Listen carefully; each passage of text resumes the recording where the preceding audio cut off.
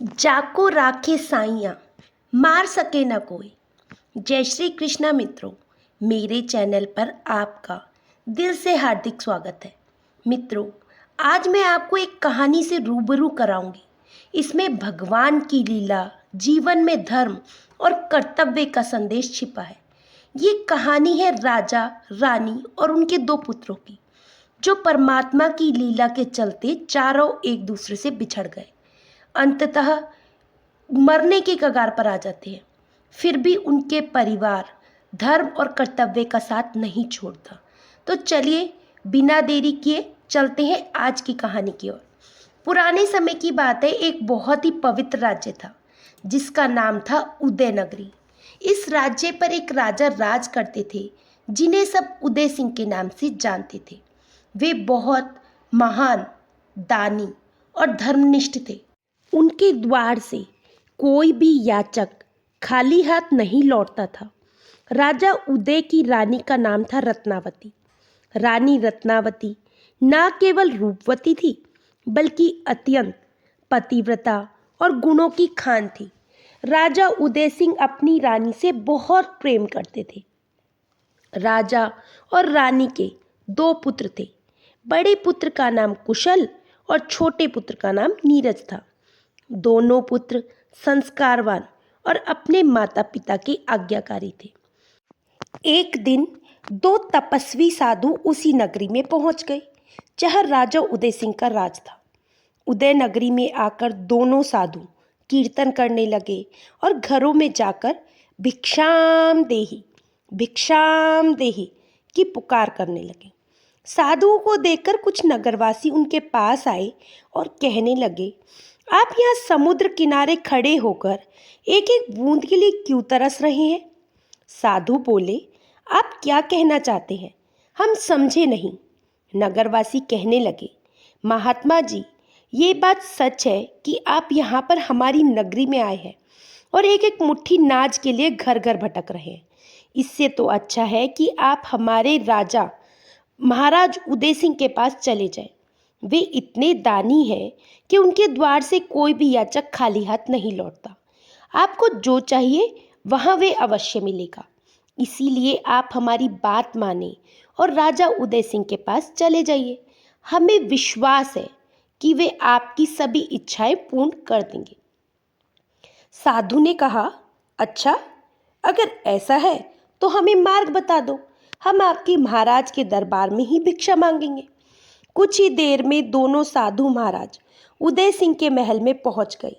जैसे ही दोनों ने राजा के महल के बाहर आवाज लगाई, भिक्षाम देही, वैसे ही राजा के सेवक बाहर आए और बोले, महाराज आदेश करें, आपको भिक्षा में क्या चाहिए? मैं आपकी आज्ञानुसार वे सामग्री महलों में से लेकर आता हूँ। ये सुनकर साधु बोले, हम तपस्वी साधु हैं और बड़ी दूर से आए हैं। आपके राजा की ख्याति सुनकर यहाँ पर आए हैं। हमने सुना है आपके महाराज अपने द्वार से किसी भी याचक को खाली हाथ नहीं जाने देते। हम भी एक विशेष इच्छा लेकर आपके राजा के पास आए हैं। यदि राजा हमारी इच्छा पूरी कर दे तो हमारा यहाँ आना सफल हो जाएगा। इसीलिए आप जाकर अपने महाराज को सूचित करें कि दो तपस्वी साधु द्वार पर खड़े हैं और आपसे मिलना चाहते हैं। सेवक ने जब साधुओं के ऐसे वचन सुने तो विनम्रता पूर्वक बोले, साधु महात्मा जी, आप यहीं पर इंतजार करें, मैं महाराज को सूचित कर देता हूँ। ये कहकर सेवक महल के अंदर चला गया। कुछ समय पश्चात सेवक वापस लौटा और साधुओं से बोला, चलिए आप अंदर चलिए, महाराज ने आपको बुलाया है। दोनों साधु सेवक के पीछे पीछे दरबार की ओर चल दिए।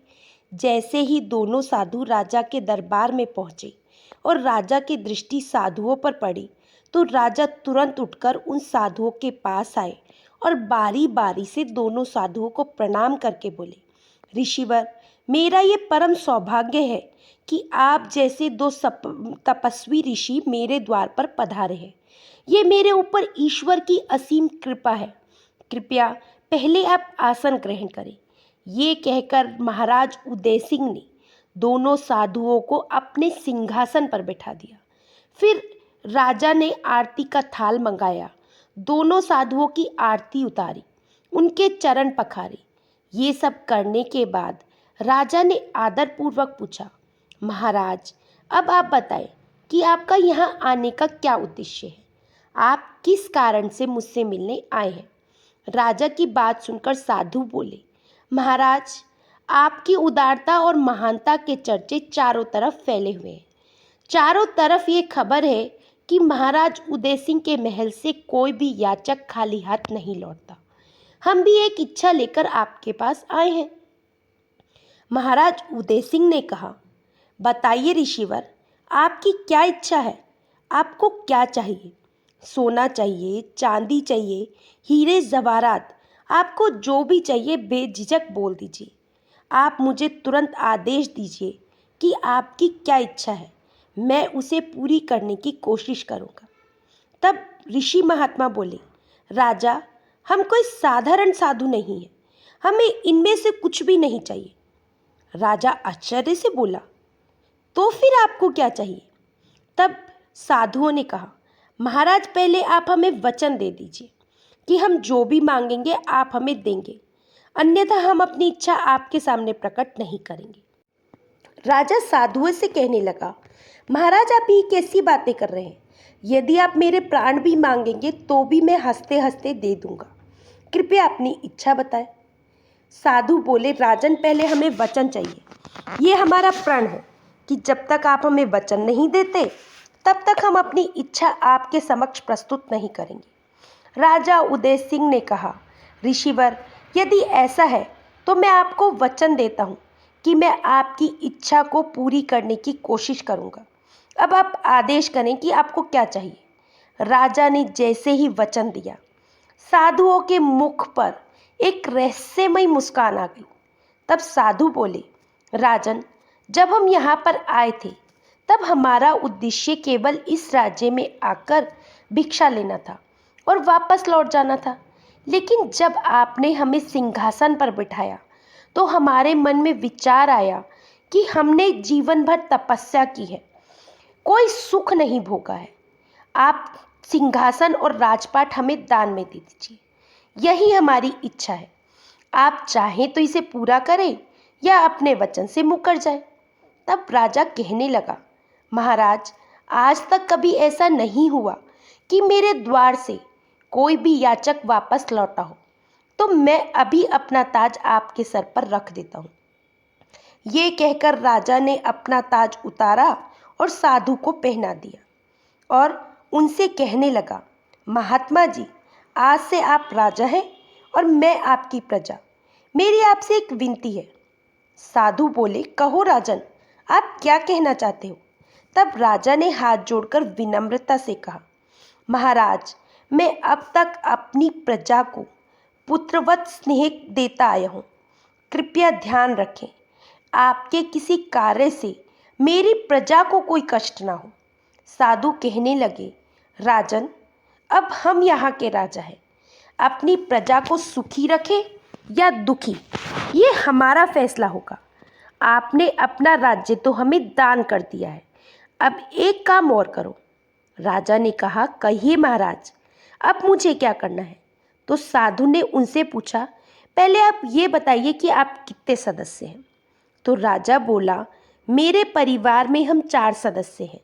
मैं, मेरी प्राण प्रिय रानी, मेरा बड़ा बेटा कुशल और छोटा बेटा नीरज। तब वे साधु बोले, राजन, हम नहीं चाहते कि आप हमारे राज्य में रहें और हमारे राज्य संचालन में बाधक बने। इसीलिए हम आपको आदेश देते हैं कि कल सुबह सूरज उगने से पहले आप हमारे राज्य को छोड़कर बाहर चले जाएं, क्योंकि एक राज्य में 2 राजा नहीं हो सकते और यदि आप रहे तो प्रजा आप ही को राजा मानेगी और हमें वे आदर और सम्मान नहीं मिलेगा जो एक राजा को मिलना चाहिए, और आप हमारे कार्य में हस्तक्षेप करेंगे। इसीलिए सूरज उगने से पहले आपको ये राज्य छोड़ना होगा। राजा उदय सिंह ने कहा, महाराज, मेरे छोटे छोटे बच्चे हैं, मैं उन्हें अचानक से लेकर कहाँ जाऊँ? कृपया आप मेरे ऊपर इतना बड़ा अन्याय ना करें। मैं आपको वचन देता हूँ कि मैं आपके किसी कार्य में हस्तक्षेप नहीं करूँगा। ऋषि बोले, हमने जो कह दिया वे अटल है। या तो आप ये राज्य छोड़ दें या फिर हम यहाँ से चले जाते हैं। लेकिन याद रखिएगा, यदि हम यहाँ से चले गए तो आपका वचन टूट जाएगा। आप निर्णय लें कि आप वचन का पालन करेंगे या राजा बनकर यहीं रहेंगे। ये सब सुनकर राजा उदय सिंह मौन रहकर कुछ विचार करने लगे। फिर उन्होंने साधु महाराज से कहा, मैंने निर्णय कर लिया है। साधुओं ने पूछा, बताओ राजन, क्या निर्णय किया? राजा उदय सिंह बोले, मैं सोच रहा हूँ कि मैं आज रात को ही अपनी पत्नी और बच्चों को लेकर इस राज्य से चला जाऊंगा। ऋषिवर कहने लगे, राजन, हमें आपसे यही अपेक्षा थी। अब आप राज्य को छोड़ने की तैयारी करें। और हाँ, सुनो राजन, आपने अपनी सारी वस्तुओं का दान कर दिया है, इसीलिए महल की हर वस्तु पर हमारा अधिकार है। इसीलिए जब आप महल से जाएं तो ध्यान रखें कि आपके शरीर पर केवल एक तन ढकने के लिए वस्त्र हो, ना कि राजसी वस्त्र। आपके गहने, हीरे जवाहरात सब हमारे हैं। यदि आपने अपने साथ कोई भी गहना, हीरे जवाहरात लेकर जाने की चेष्टा की तो वे चोरी मानी जाएगी। राजा उदय सिंह ने हाथ जोड़कर कहा, ऋषिवर, आप चिंता ना करें, जैसा आप कह रहे हैं वैसा ही होगा। अब आप मुझे जाने की अनुमति दीजिए। ऋषिवर बोले, जाओ राजन, आपको अनुमति है। मित्रों, इस प्रकार राजा उदय सिंह अपना राजपाट त्याग कर अपने महलों की ओर चल दिए। कुछ ही देर में राजा अपने महल पहुंच गए। जब उनकी पत्नी ने उन्हें आते देखा तो वे दौड़कर उनके पास आई और पूछने लगी, महाराज, क्या बात है? आज आप दरबार से इतनी जल्दी कैसे लौट आए और आपके सर का ताज कहाँ है? राजा उदय सिंह का गला भर आया। वे सोचने लगा कि अब रानी से कैसे कहे कि वे राजा नहीं रहे, कैसे बताए कि वे अब रानी नहीं रही। अब ये महल छोड़कर हमें दर दर भटकना होगा। रानी रत्नावती ने उनको झकझोरते हुए पूछा, महाराज, किन विचारों में खोए हुए हैं? आप इतने परेशान क्यों लग रहे हैं? आपका ताज कहाँ है? बताइए ना महाराज, मेरा हृदय बैठा जा रहा है। राजा उदय सिंह बोले, महारानी, आज कुछ ऐसा हुआ, एक साधु ने हमें भिखारी बना दिया। रानी ने पूछा, कैसे? क्या हो गया महाराज? बताइए तो सही। राजा उदय सिंह ने सारा घटनाक्रम अपनी पत्नी रानी रत्नावती को सुना दिया कि कैसे साधु उनके पास आए, कैसे उन्होंने सारा राजपाट, सारी धन संपत्ति दान में मांग ली। उन्होंने ये भी बताया कि महल के वस्त्र भी अब हमारे नहीं रहे, हमें साधारण वस्त्रों में इस महल को छोड़कर जाना होगा। राजा उदय सिंह बोले, रानी, वे साधु अब नगर के महाराज हैं और उन्होंने आदेश दिया है कि हमें कल सुबह तक इस नगर से बाहर निकलना होगा। इसीलिए हमें आज रात को ही ये महल छोड़ना होगा। अब आप ही बताएं, मैं क्या करूं? रानी बोली, महाराज, आप वही करें जो आप हमेशा से करते आए हैं। आज तक आपके दरबार से कोई भी याचक खाली हाथ नहीं गया। यदि आप किसी तपस्वी ने आपसे राजपाट मांग लिया तो इसे विधाता की इच्छा समझ लीजिए। हमारे नसीब में जितने दिन का सुख लिखा था वे हमें मिल गया। जो होना होता है वे पहले से तय होता है। इसीलिए राजपाट जाने का शौक ना करें। मैं हर परिस्थिति में आपके साथ हूँ। राजा उदय सिंह ने जब अपनी पत्नी की बातें सुनी तो उनकी आंखें भर आई। उन्होंने हाथ जोड़ते हुए कहा, रानी, आप धन्य हैं। मुझे ये कहते हुए संकोच हो रहा था कि मैं अब राजा नहीं रहा, लेकिन आपने मेरी चिंता पल भर में दूर कर दी। मैं आपका जिंदगी भर ऋणी रहूँगा। रानी बोली, महाराज, अब आप समय ना गंवाएं, चलने की तैयारी कीजिए। शाम ढलने वाली है और हमारे साथ हमारे 2 छोटे बच्चे भी हैं। राजन, आप शीघ्र ही ये वस्त्र त्याग दें और साधारण कपड़े पहन लें, जिससे कोई हमें पहचान ना सके। नगरवासियों ने अगर हमें देख लिया तो वे हमें जाने नहीं देंगे।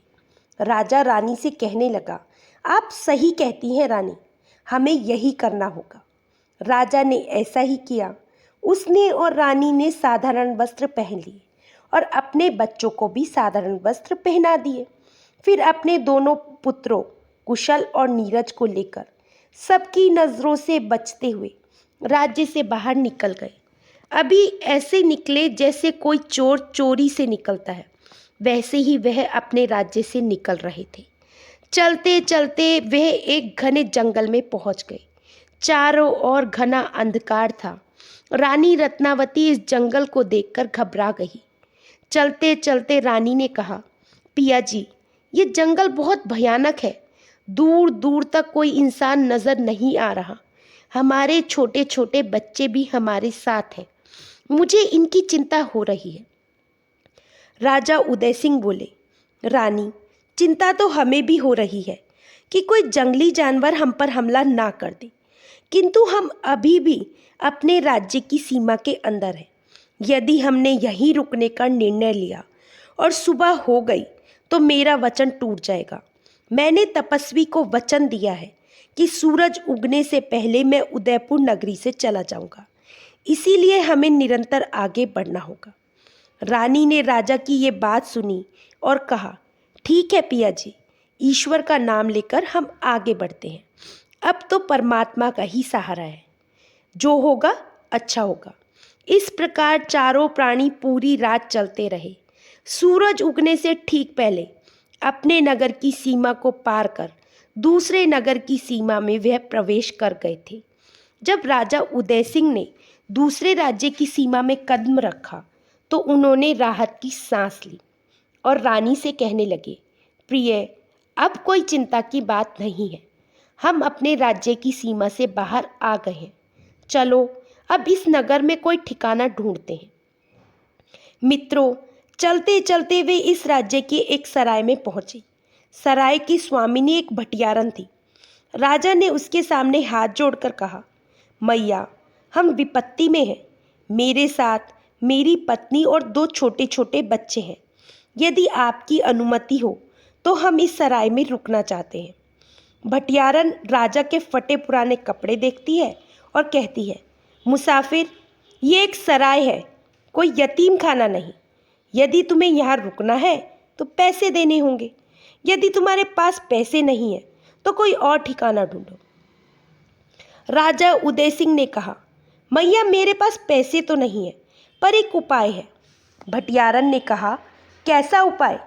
तो राजा उदय सिंह ने कहा, हम चारों आपके यहाँ काम करने को तैयार हैं।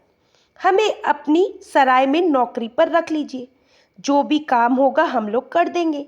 इसके बदले में आप केवल 2 समय का भोजन और रहने का ठिकाना दे दीजिए। राजा की बातें सुनकर भटियारन ने मन में विचार किया, ये तो बड़ा अच्छा विचार है। वैसे भी आजकल नौकर मिलते नहीं, और नौकर मिलते भी हैं तो पैसे बहुत ज़्यादा लेते हैं। ये तो मेरे लिए फ़ायदे का सौदा रहेगा। मुझे बिना किसी खर्च के 4-4 नौकर मिल रहे हैं।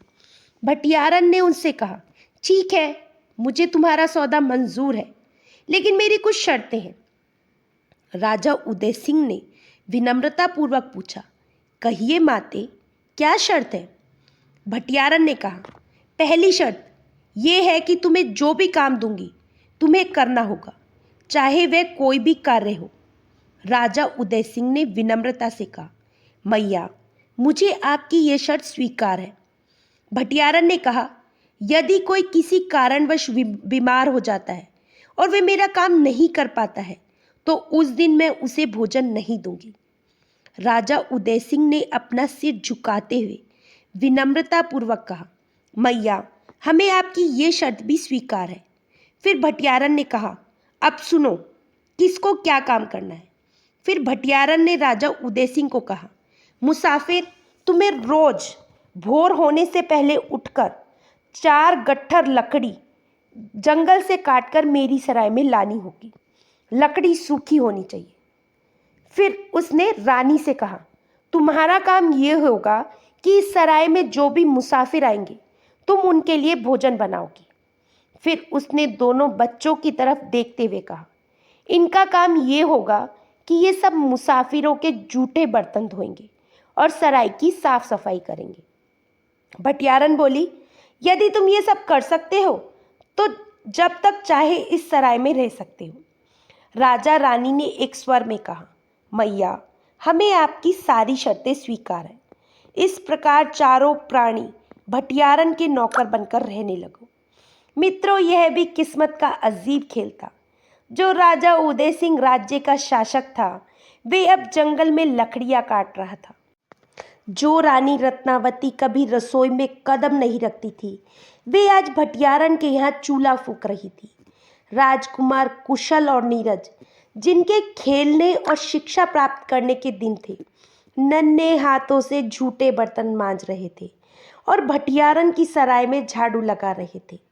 इस प्रकार चारों प्राणी भटियारन की सराय में काम करते हुए अपने दिन गुजारने लगे। आरंभ में जीवन कठिन लगा, लेकिन धीरे धीरे वे सभी अपने काम में निपुण हो गए। उन्हें संतोष इस बात का था, उनका राजपाट भले ही चला गया हो, लेकिन उन्होंने अपने वचन का पालन किया। इसी संतोष के साथ में भटियारन की सेवा में लगे रहे। इसी तरह 6 महीने बीत गए। एक दिन राजा उदय सिंह से जंगल में लकड़ियां काटने गए थे। उसी समय भटियारन की सराय में एक सौदागर आया। उसे देखकर भटियारन उसके पास गई और बोली, हुजूर, आज तो बहुत समय बाद आपके दर्शन हुए। तब वे सौदागर कहने लगा, भटियारन, क्या बताऊं, हमारा तो काम ही ऐसा है, कभी इस शहर में कभी उस शहर में। मुझे बहुत भूख लगी है, जल्दी से खाना लगवा दो। मुझे आज अपने जहाज के साथ दूसरे देश जाना है। भटियारन बोली, जी हुजूर, आप आदेश करें, आपको क्या खाना है। मैं अपनी नौकरानी को बोल दूंगी, वे वही खाना बनाएगी जो आप आदेश करेंगे। इसी बीच रानी रत्नावती भटियारन की रसोई में खाना बना रही थी। जब भोजन तैयार हो गया तो रानी रत्नावती ने भोजन का थाल सजाया और सौदागर के पास लेकर चली गई। जैसे ही सौदागर ने रानी रत्नावती को देखा तो वह मंत्रमुग्ध हो गया। उसने आज तक इतनी सुंदर स्त्री पहले कभी नहीं देखी थी। रानी रत्नावती भोजन का थाल सौदागर के आगे रखकर अंदर चली गई। सौदागर ने भटियारन से कहा, भटियारन, ये स्त्री कौन है? मैंने ऐसी सुंदर स्त्री पहले कभी नहीं देखी। इसने तो एक झलक में मेरा दिल चुरा लिया। भटियारन ने बड़ी चतुराई से कहा, हुजूर, ये मेरी दासी है। यदि आप इसे पाना चाहते हैं तो आपको इसकी कीमत चुकानी होगी। सौदागर ने भटियारन से कहा, तुम इसकी कीमत बोलो, मैं देने को तैयार हूँ, बस तुम इसे मेरा बना दो। तो भटियारन बोली, बस आप मुझे 1,00,000 स्वर्ण मुद्राएं दे दें। आप जहाज पर जाएं और मैं इसे भोजन लेकर आपके जहाज पर भेज दूंगी। जैसे ही ये जहाज पर पहुंचे, आप जहाज को रवाना कर देना। सौदागर ने भटियारन की बात मान ली। भटियारन रत्नावती के पास गई और बोली, जल्दी से कुछ लोगों के लिए भोजन तैयार करो, तुम्हें इसे लेकर जहाज पर जाना होगा। रत्नावती ने कहा, मैया, मैं कैसे जा सकती हूँ? दरिया का रास्ता भी मुझे नहीं मालूम। जब से यहाँ आई हूँ मैं सराय से बाहर कदम भी नहीं रखा। भटियारन बोली, तुम्हें इस बात की चिंता करने की ज़रूरत नहीं, मैं तुम्हारे साथ चलूँगी। जल्दी से भोजन तैयार करो और मेरे साथ चलने की तैयारी करो। बेचारी रानी मना भी नहीं कर सकती थी, क्योंकि भटियारन ने जब उन्हें नौकरी पर रखा था तब साफ कहा था, यहाँ नाक कहने की इजाज़त नहीं है। ये सुनकर रानी ने भोजन बनाया और उसे बड़े बर्तन में रखा और भटियारन के साथ चल दी। जब कुशल और नीरज ने अपनी माँ को जाते हुए देखा तो उससे लिपट गए और पूछा, मैया, आप हमें छोड़कर कहाँ जा रही हो? भटियारन ने उन्हें डांटते हुए कहा, चुपचाप अंदर जाकर काम करो, नहीं तो आज रात का भोजन नहीं मिलेगा। बच्चे भटियारन की क्रोधित आंखें देखकर सहम गए और चुपचाप अंदर चले गए। भटियारन रत्नावती को जहाज के पास ले गई और कहने लगी, रत्नावती, मेरे घुटनों में दर्द है, मैं जहाज की सीढ़ियाँ नहीं चढ़ सकती, तुम ये भोजन जहाज पर लेकर जाओ और सौदागर से पैसे लेकर आओ। बेचारी रानी रत्नावती भटियारन की चाल को समझ नहीं पाई और भोजन लेकर जहाज पर चली गई। जैसे ही रानी रत्नावती जहाज पर पहुंची, भटियारन ने दूर से सौदागर को इशारा कर दिया। रत्नावती के जहाज में घुसते ही सौदागर ने जहाज का दरवाज़ा बंद करवा दिया और जहाज को चलवा दिया। जैसे ही जहाज पानी में चला तो रानी रत्नावती को एहसास हुआ कि उसके साथ छल हुआ है। उसे एहसास हुआ कि भटियारन ने उसे धोखे से इस जहाज पर भेज दिया है।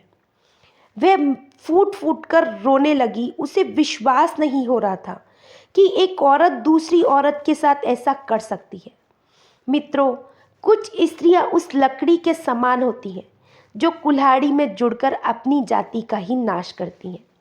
रानी रत्नावती ने हाथ जोड़कर सौदागर से कहा, भैया कृपया करके जहाज रोक दीजिए, आप मुझे कहाँ लेकर जा रहे हैं? तब सौदागर ने जवाब दिया, सुंदरी, हमने तुम्हें भटियारन से 1 लाख स्वर्ण मुद्राओं के बदले खरीदा है। अब तुम हमारी रानी बनोगी और हमारे साथ रहोगी। ये सुनकर रानी का दिल दहल गया। उसने अपना सिर दीवार पर मारा और बोली, हे विधाता, आपने मुझे किस मुसीबत में डाल दिया। जैसे ही रानी ने दीवार पर सर मारा, सौदागर अपना हाथ बढ़ाकर उसे पकड़ने लगा। तब रानी ने कहा, सौदागर, वहीं रुक जाओ। मैं कोई साधारण स्त्री नहीं हूँ। मैं उस राजा की पत्नी हूँ जिसने अपने एक वचन की खातिर सारा राजपाट त्याग दिया। मैं एक पतिव्रता स्त्री हूँ और कहा जाता है पतिव्रता स्त्री का अपने पति की रक्षा करता है, चाहे वह दूर ही क्यों ना हो। यदि तुमने मुझे मेरी बिना मर्जी के छुआ तो तुम जलकर भस्म हो जाओगे। तब सौदागर बोला, सुंदरी, तुम मुझे अपनी बातों में मत बहलाओ। मैंने जिंदगी में बहुत अनुभव प्राप्त किया है। मैं तुम्हारी बातों से डरने वाला नहीं। जैसे ही सौदागर ने रानी रत्नावती को छूने की कोशिश की तो उसे ऐसा लगा जैसे उसका शरीर भयंकर गर्मी से तपने लगा हो। घबराकर उसने अपना हाथ वापस खींच लिया। फिर सौदागर ने रानी से कहा, ठीक है, मैं तुम्हें हाथ नहीं लगाऊंगा, लेकिन मेरी एक शर्त है। रानी ने पूछा, बताइए, आपकी क्या शर्त है? तो सौदागर बोला, मैं तुम्हें 12 साल का समय देता हूँ। मैं 12 साल तक तुम्हें बिल्कुल हाथ नहीं लगाऊंगा, लेकिन 13वें साल तुम्हें मुझे अपने पति के रूप में स्वीकार करना होगा। रानी ने कहा, ठीक है। मित्रों, इस तरह रानी रत्नावती ने अपनी बुद्धिमत्ता और सत्यवता के बल पर अपनी रक्षा करी। सौदागर रानी के लिए जहाज पर एक कमरा तैयार करवाता है और आदेश दे देता है कि उस कमरे के आसपास कोई नहीं जाएगा। दूसरी ओर भटियारन सराय में लौट आई। कुशल और नीरज ने अपनी माँ के बारे में पूछना शुरू कर दिया कि हमारी माँ कहाँ है? आप उन्हें साथ ले गई थी, वे अभी तक वापस क्यों नहीं आई? भटियारन ने गुस्से में कहा, मुझे नहीं पता तुम्हारी माँ कहाँ है, कहाँ गई। अगर ज़्यादा सवाल किया तो मैं तुम्हें मारूंगी। कुशल ने कहा, आप झूठ बोल रही हैं, हमारी माँ आपके साथ गई थी। ये सुनकर भटियारन क्रोधित हो गई और बोली, अच्छा, मैं झूठ बोल रही हूँ। भटियारन ने कुशल और नीरज को मारना शुरू कर दिया और उनको खूब मारा और सराय से बाहर निकाल दिया। दोनों बच्चे रोते रोते जंगल की तरफ चल दिए जहां राजा उदय सिंह लकड़ी काट रहे थे। बच्चों को इस हालत में देखकर राजा उदय सिंह बच्चों को गोद में ले लेता है और पूछता है, बच्चों, आप यहाँ क्यों आए? तब कुशल ने राजा उदय सिंह को बताया कि हमारी माँ को भटियारन अपने साथ ले गई थी और वह तो वापस आ गई, परंतु माँ वापस नहीं आई। जब हमने उनसे सवाल पूछा तो उन्होंने हमको बहुत मारा और सराय से निकाल दिया। वे बच्चे कहने लगे, पिताजी, हमें माँ के पास ले चलिए, हमें माँ की याद आ रही है। ये सुनकर राजा उदय सिंह ने दोनों बच्चों को अपने सीने से लगा लिया और कहने लगे, तुम्हारी माँ यहीं कहीं आसपास होगी, चलो हम लोग उनको ढूंढते हैं। राजा उदय सिंह ने अपने दोनों पुत्रों को गोद में उठाया और सराय की ओर बढ़ चला। जब राजा उदय सिंह ने भटियारन से विनम्रता पूर्वक पूछा, माँ, मेरी रानी कहाँ है? मेरी पत्नी कहाँ है?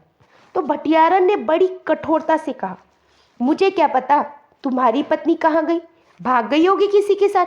क्या मैं तुम्हारी पत्नी की रखवाली के लिए बैठी हूँ? कुशल ने बीच में आकर कहा, पिताजी, ये औरत झूठ बोल रही है। यही हमारी माँ को अपने साथ ले गई थी। हमारी माँ जाना नहीं चाहती थी, फिर भी ये जबरदस्ती माँ को लेकर गई। राजा उदय सिंह भटियारन के आगे हाथ जोड़कर विनम्रता से कहता है, माँ, हम पहले ही विपत्ति में हैं। बता दीजिए कि मेरी पत्नी कहाँ है। तब भटियारन गुस्से में कहने लगी, लगता है ऐसे नहीं मानोगे। लगता है राजा के सिपाहियों को बुलाना पड़ेगा। जब तुम्हें डंडे पड़ेंगे तब तुम्हें अक्ल आएगी। एक तो मैंने तुम्हें आश्रय दिया, ऊपर से तुम मेरे ऊपर ये आरोप लगा रहे हो। तुम यहाँ से चले जाओ। मेरी सराय में तुम लोगों के लिए कोई जगह नहीं है। अगर दोबारा दिखाई दिए तो तुम पर चोरी का इल्ज़ाम लगवाकर तुम्हें जेल भिजवा दूंगी। राजा उदय सिंह ने दुखी होकर अपने पुत्रों से कहा, पुत्रों, ये स्त्री दुष्ट है। ये हमें कुछ नहीं बताएगी। हमें खुद ही तुम्हारी माँ को ढूंढना होगा। ये कहकर राजा उदय सिंह ने अपने दोनों पुत्रों को गोद में उठाया और सराय से आगे बढ़ गए। मित्रों, देखिए, धर्म की राह पर चलने वालों की राह में कैसी कैसी कठिनाई आती है। राजा उदय सिंह, जिसने पहले अपना राजपाट खो दिया, फिर भटियारन की सराय में नौकर बनकर रहे और फिर उनकी प्राणप्रिय पत्नी भी उनसे बिछड़ गई, लेकिन राजा ने हार नहीं मानी और अपने बच्चों के साथ आगे बढ़ते चले गए। चलते चलते राजा उदय सिंह एक नदी किनारे पहुंचे। नदी किनारे पहुंचकर राजा ने अपने बड़े बेटे कुशल से कहा, पुत्र, तुम यहीं ठहरो। पहले मैं तुम्हारे छोटे भाई नीरज को नदी पार कराता हूँ, फिर तुम्हें आकर लेकर जाऊंगा। कुशल ने कहा, ठीक है पिताजी, पहले आप नीरज को नदी पार करा दीजिए।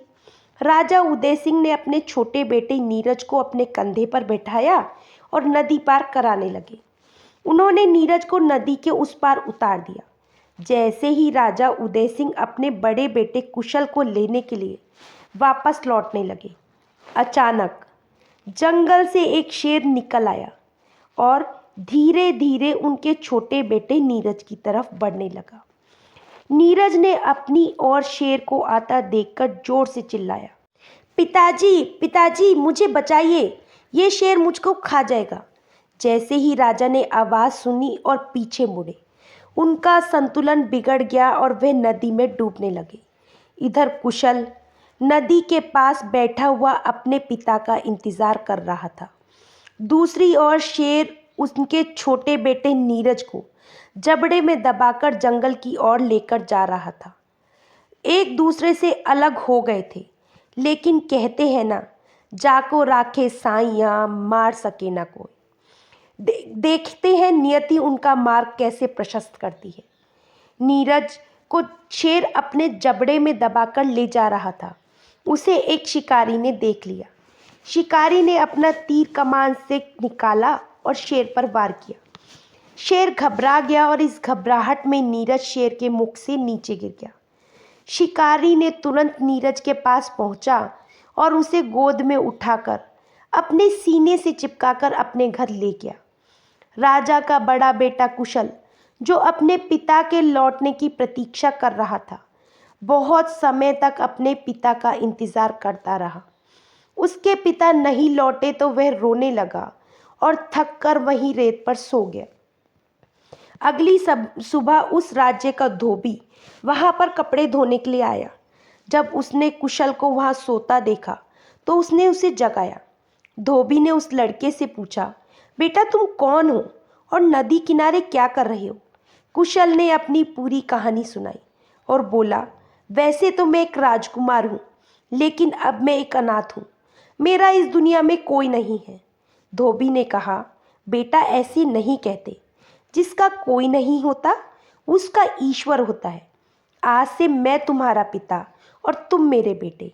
चलो, तुम मेरे साथ मेरे घर चलो। इस प्रकार कुशल को वह धोबी अपने घर ले गया और अपने बच्चों की तरह उसका लालन पोषण करने लगा। उधर राजा उदय सिंह, जो नहर की नदियों में लहरों में डूब गए थे, वे एक ऐसे राज्य में पहुंचे जहां के राजा का देहांत हो गया था।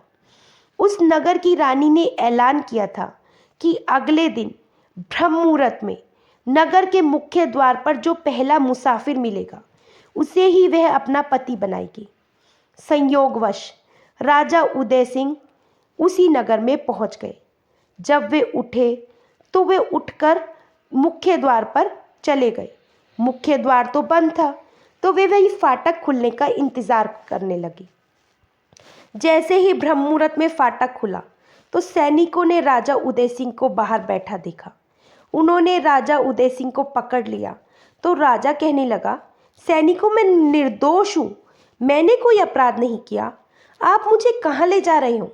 सैनिकों ने कहा, आप कुछ देर शांत रहिए, आपको सब समझ आ जाएगा।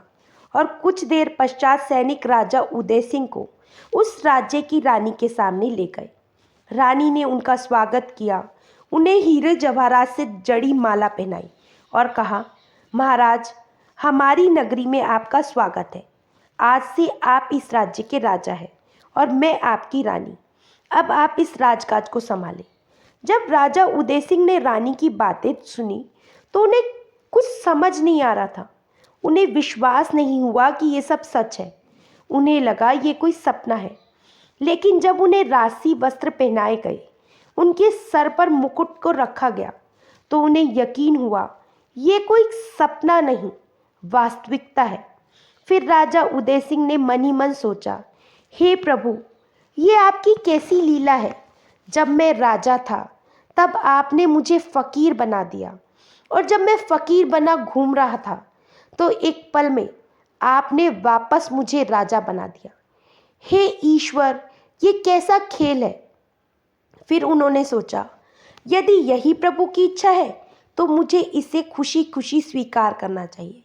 इस प्रकार राजा उदय सिंह उस राज्य के राजा बन गए और राज्य का संचालन करने लगे। राजा उदय सिंह के गद्दी संभालते ही पूरे राज्य में खुशहाली फैल गई। पहले जिस राज्य में घूसखोरी और रिश्वतखोरी थी, वहाँ अब धर्म का राज्य स्थापित हो गया था।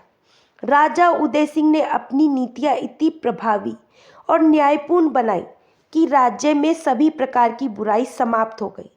लोग एकता और प्रेम के साथ रहने लगे। चारों ओर खुशी फैल गई। लूटपाट जैसी समस्याएं पूर्णतः समाप्त हो गई। इस प्रकार राजा उदय सिंह ने उस राज्य पर 11 साल सफलतापूर्वक राज किया। इन 11 सालों में बहुत कुछ बदल चुका था। राजा के दोनों पुत्र कुशल और नीरज, एक को धोबी ने अपनाया था और एक को शिकारी अपने घर ले गया था। दोनों अपनी राह पर बहुत आगे बढ़ चुके थे, जवान हो चुके थे। संयोग से वे उसी राज्य में पल बढ़ रहे थे जहां पर राजा उदय सिंह संचालन कर रहे थे। जब दोनों पुत्र युवा हुए, उसी समय राजा उदय सिंह ने घोषणा की कि सेना के विस्तार के लिए नौजवानों की आवश्यकता है। इसके लिए राजा ने एक प्रतियोगिता का आयोजन करवाया।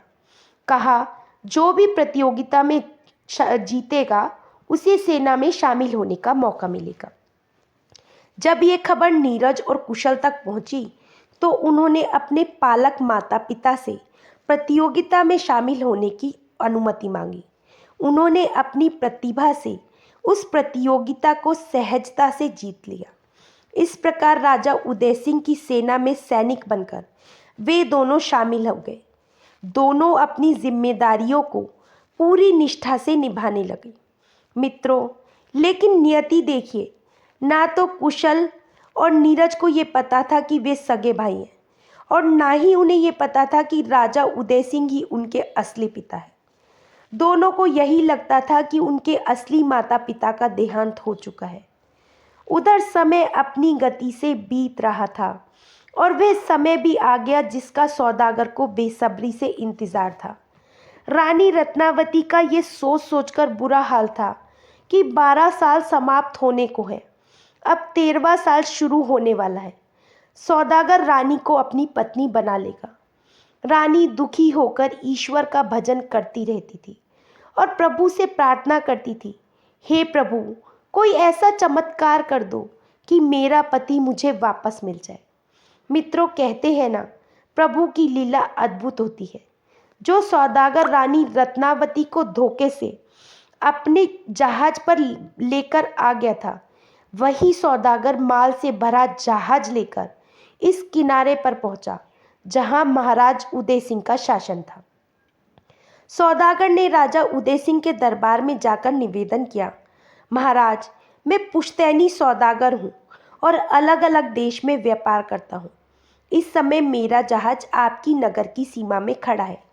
कृपया मुझे मेरे जहाज की सुरक्षा के लिए कुछ सैनिक प्रदान करें। आपकी कृपा से मैं निश्चिंत होकर आपके राज्य में व्यापार कर सकूंगा। राज्य उदय सिंह ने सौदागर से कहा, आपका हमारे नगर में स्वागत है। आप निश्चिंत रहें, आपके जहाज की सुरक्षा का जिम्मा हमारा है। जब तक आप इस राज्य में व्यापार करेंगे, आपका कोई भी सामान चोरी नहीं होगा। राजा ने तुरंत अपने मंत्री को बुलाकर कहा, हमारे नगर के किनारे खड़े सौदागर के जहाज की सुरक्षा के लिए हमारी सेना के योग्य सैनिकों को नियुक्त किया जाए। ध्यान रखें, जहाज का कोई सामान चोरी ना हो। मंत्री ने राजा की आज्ञा का पालन किया और कुशल और नीरज से कहा, सुनो जवानों, आज रात तुम्हें सौदागर के जहाज की रखवाली करनी है। ध्यान रहे, वहां से कोई भी सामान चोरी नहीं होना चाहिए। कुशल और नीरज ने बड़े आत्मविश्वास से कहा, मंत्री जी, आप निश्चिंत रहें, हमारे होते हुए चोरी तो दूर, उस जहाज पर कोई परिंदा भी पर नहीं मार सकता। ये सुनकर दोनों नौजवानों ने अस्त्र शस्त्र संभाले और जहाज की रखवाली के लिए निकल पड़े। मित्रों, ये भादों की काली अंधेरी घनी रात थी। चारों तरफ अंधेरा छाया हुआ था। उधर रानी रत्नावती जहाज के कमरे में बंद ईश्वर से प्रार्थना कर रही थी। वे मन ही मन कह रही थी, हे प्रभु, मैं 12 वर्षों तक किसी तरह अपनी इज्जत बचाई है, लेकिन आज से 3 दिन बाद ये सौदागर मुझे अपनी रानी बना लेगा। ईश्वर, अब आप ही मेरी रक्षा कर सकते हैं, मेरी लाज बचा सकते हैं। हे प्रभु, कोई चमत्कार कीजिए, मेरे पति मुझे वापस मिल जाए। यदि मेरे पति मुझे वापस नहीं मिले तो मैं प्राण त्याग दूंगी, लेकिन सौदागर की रानी नहीं बनूंगी। इस प्रकार रानी रत्नावती अपनी इज्जत और सम्मान के लिए प्रभु से प्रार्थना कर रही थी। वहीं दूसरी ओर दोनों सैनिक कुशल और नीरज बड़ी मुस्तैदी से जहाज की रखवाली करने लगे। आधी रात का समय हो गया था। पहले सैनिक दूसरे सैनिक से बोला, रात बहुत गहरी होती जा रही है और जैसे जैसे रात गहरी होती जा रही है, आलस्य बढ़ता जा रहा है। कोई ऐसी कहानी सुनाओ जिससे रात आसानी से कट जाए। दूसरे सैनिक ने कहा, हाँ भाई, ये बात तो सही है। यदि हमें आलस्य ने घेर लिया और इसी बीच कोई अनहोनी हो गई तो हमारे सिर पर कलंक लग जाएगा। पहला सैनिक बोला, यही तो मैं कह रहा हूँ भाई, कोई अच्छी सी कहानी सुना दो ताकि नींद ना आए। दूसरा सैनिक बोला, अच्छा बोलो, तुम्हें कैसी कहानी सुनाऊं? आप बीती सुनाओ या जग बीती सुनाओ? पहला सैनिक बोला, भाई, जग बीती तो सभी सुनाते हैं, तुम आप बीती सुना दो, मैं भी तो सुनूं तुम्हारी बीती कहानी कैसी है। इस तरह दोनों सैनिकों में वार्तालाप चल रही थी, जिसे रानी रत्नावती बड़े ध्यान से सुन रही थी। वह सोच रही थी कि ये सैनिक कौन है और क्या बातचीत कर रहे हैं। कहीं ऐसा तो नहीं कि ये यहाँ जहाज पर चोरी करने की योजना बना रहे हो। इसीलिए रानी रत्नावती कान लगाकर उनकी बातें सुनने लगी। इतने में दूसरा सैनिक पहले से बोल उठा, सुनो भाई, मैं अपनी आप बीती कहानी सुनाता हूँ। मित्र, यहाँ से कुछ दूरी पर एक उदय नगरी है, जिसके राजा महाराज उदय सिंह थे। उनकी एक रानी थी जिन्हें रानी रत्नावती के नाम से जाना जाता था। राजा और रानी के 2 पुत्र थे। बड़े पुत्र का नाम कुशल और छोटे का नीरज था। चारों अपने महल में बड़ा सुखपूर्वक जीवन बिता रहे थे। एक दिन 2 साधु महाराज उदय सिंह के महल में आए। उन्होंने महाराज उदय सिंह से उनका राजपाट मांग लिया और उन्हें कंगाल बना दिया। साधुओं ने राजा को आदेश दिया कि वे अपनी पत्नी और बच्चों के साथ राज्य से बाहर चले जाएं। राजा उदय सिंह, जो अपने वचन के पक्के थे, उन्होंने साधुओं को अपना राजपाट सौंप दिया और अपने परिवार के साथ दूसरे नगर में चले गए। वहां जाकर चारों ने एक भटियारन की सराय में नौकरी कर ली। जब कुछ समय राजा उदय सिंह को भटियारन के यहाँ काम करते हो गए तो एक दिन भटियारन रानी रत्नावती को अपने साथ लेकर चली गई। लेकिन भटियारन रानी रत्नावती के साथ क्या करती है इसके बारे में कोई नहीं जानता। जब भटियारन घर वापस आई तो बच्चों ने भटियारन से माँ के बारे में पूछा तो भटियारन ने बच्चों को मारपीट कर सराय से बाहर निकाल दिया। बच्चे रोते रोते जंगल में अपने पिता के पास पहुँचे जो कि लकड़ी काट रहे थे और अपने पिता को सारी बात बता दी। राजा उदय सिंह ने गोद में बच्चों को उठाया और भटियारन के पास चले गए और अपनी पत्नी का पता पूछा। लेकिन भटियारन राजा उदय सिंह को अपमानित करती है और उन्हें डरा धमकाकर सराय से बाहर निकाल देती है। बेचारा किस्मत का मारा राजा अपने दोनों बच्चों को लेकर एक दरिया किनारे पहुंचता है और अपने बड़े बेटे से कहता है, पुत्र तुम यहाँ रुको, मैं छोटे को नदी पार करा आता हूँ। बड़ा बेटा वहीं बैठकर अपने पिता का इंतज़ार कर रहा था, लेकिन इंतज़ार करते करते उससे शाम से सुबह हो जाती है। ना तो उसके पिता वापस आते हैं ना ही कोई खबर आती है। मैं बेचारा नदी किनारे अपने पिता का इंतज़ार करते करते सो जाता हूँ। मेरी नींद जब खुली जब एक दयालु धोबी उसको जगाता है। वह भी बड़ा रहमदिल इंसान होता है। उसने उस लड़के को अपने पुत्र की तरह पाला और जब वह बड़ा हो गया तो वह राजा की सेना में शामिल हो गया और आज वह सैनिक तुम्हारे सामने खड़े होकर जहाज की रखवाली कर रहा है। मैं वही बच्चा हूँ जिसे बचपन में अपने पिता से और भाई से अलग होने का दुख सहना पड़ा था। अब एक अनाथ की तरह एक सैनिक बनकर जीवन व्यतीत कर रहा हूँ। मित्र, यही मेरी अपनी आप बीती कहानी है। जैसे ही नीरज दूसरे सैनिक के मुंह से ये बात सुनता है तो वह तुरंत पहचान जाता है कि सैनिक के वेश में जो नौजवान खड़ा है वे कोई और नहीं बल्कि उसका खुद का बड़ा भाई है। उधर रानी रत्नावती ने भी ये सब सुना तो वो भी पहचान गई कि ये तो मेरा बड़ा बेटा कुशल है। तभी पहला सैनिक जो नीरज था दूसरे सैनिक से कहता है, भाई तुम्हारी कहानी सुनकर मुझे अपनी कहानी याद आ गई। मैं भी अपनी आप बीती कहानी सुनाना चाहता हूँ। मेरी कहानी भी ऐसी ही है जैसे तुम्हारी कहानी। तुम्हारी कहानी में एक धोबी उस बच्चे को घर ले जाता है, मेरी कहानी में एक शिकारी है। दूसरा सैनिक बोला, क्या मतलब, तुम क्या कहना चाहते हो? पहला सैनिक बोला, भाई पहले तुम मेरी पूरी कहानी सुनो, तुम्हें सब बातें समझ आ जाएंगी। जब राजा उदय सिंह बड़े बेटे को नदी पार छोड़कर दूसरे बेटे को नदी पार कराते हैं तो दूसरे किनारे पर वे बच्चे को उतार देते हैं और पीछे मुड़ जाते हैं। अचानक से एक शेर जंगल में से निकल आता है जिसकी वजह से डरकर वे बच्चा चिल्लाता है, पिताजी मुझे बचाओ। राजा उदय सिंह पीछे पलट कर देखते हैं तो उनका संतुलन बिगड़ जाता है और वे पानी में डूबने लग जाते हैं। इधर शेर बच्चे को उठाकर जंगल में लेकर जाने लगता है। तभी अचानक से एक शिकारी ये सब देख लेता है। वे शेर को एक तीर मारता है और बच्चा जमीन पर गिर पड़ता है। शिकारी बच्चों को गोद में उठाकर सीने से लगाकर अपने साथ ले जाता है। वे बच्चा बड़ा होकर राजा की सेना में भर्ती हो जाता है और आज वो सैनिक तुम्हारे सामने खड़ा है।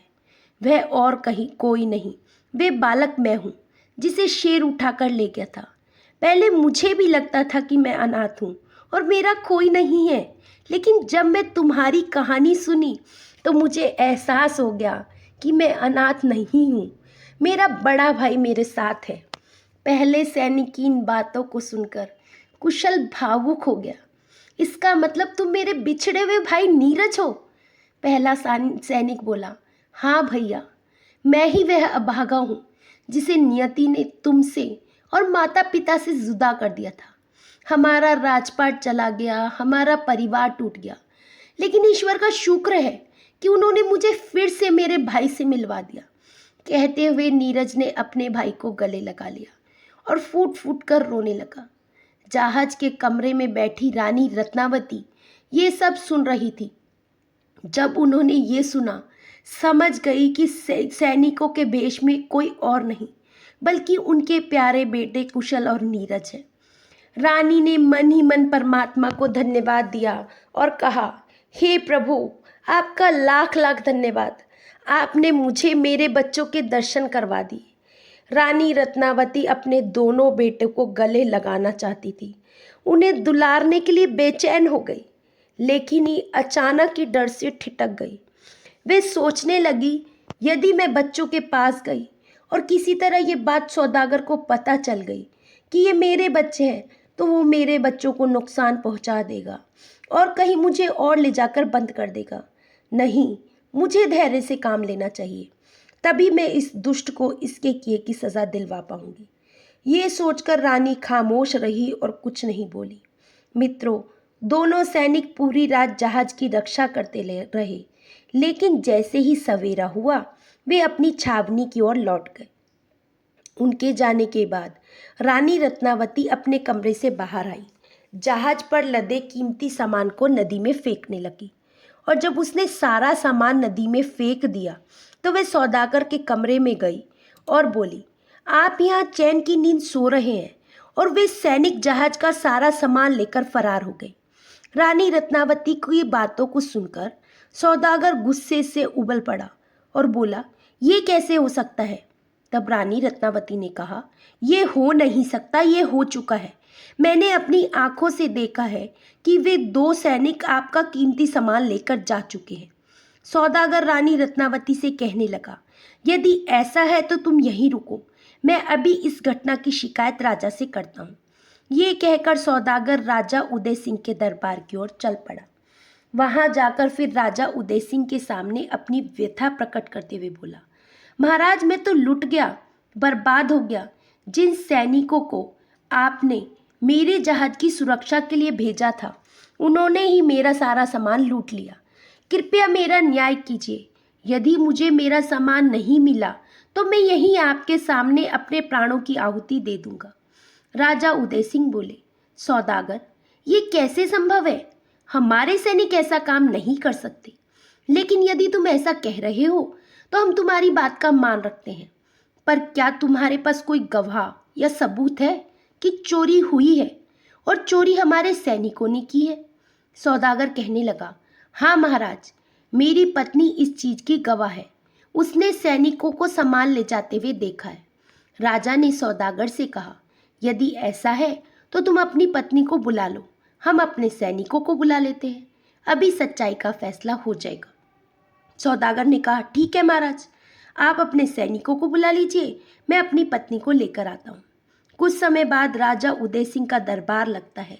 राजा अपने मंत्री को आदेश देते हैं, मंत्री जी, उन दोनों सैनिकों को बंदी बनाकर दरबार में हाजिर किया जाए, जो रात में सौदागर के जहाज की सुरक्षा के लिए गए थे। मंत्री जी ने तुरंत आदेश का पालन किया और दोनों सैनिकों को बंधक बनाकर राजा के सामने प्रस्तुत करते हैं। उसके बाद राजा सौदागर से कहते हैं, तुम भी अपनी पत्नी को ले आओ, उसके बाद हम दरबार की कार्यवाही को आगे बढ़ाएंगे। राजा के आदेश पर सौदागर अपनी पत्नी यानी रानी रत्नावती को दरबार में लेकर आता है। रानी ने अपने सर पर लंबा घूंघट डाला हुआ था। जब दोनों पक्ष आमने सामने आते हैं, राजा उदय सिंह दरबार की कार्यवाही को आरंभ करते हैं। राजा उदय सिंह सौदागर से कहते हैं, अपनी पत्नी से पूछो, क्या इन्हीं सैनिकों ने तुम्हारे जहाज पर चोरी की थी?